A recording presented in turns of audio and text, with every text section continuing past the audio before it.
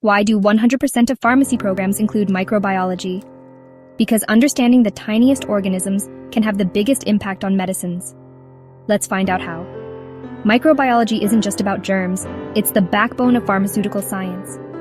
In pharmacy, you'll dive deep into how microorganisms are classified, how they look and move, and even how to grow them in the lab. Why? Because every drug you dispense, every vaccine you give, relies on this knowledge.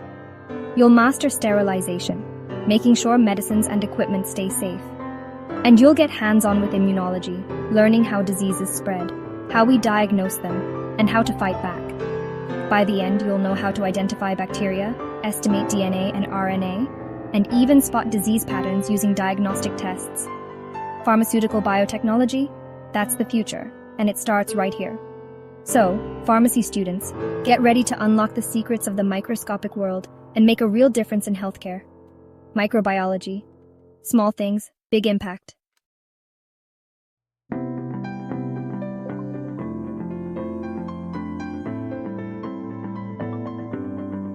If you found this video helpful, please subscribe, like, and share it with others who'd benefit.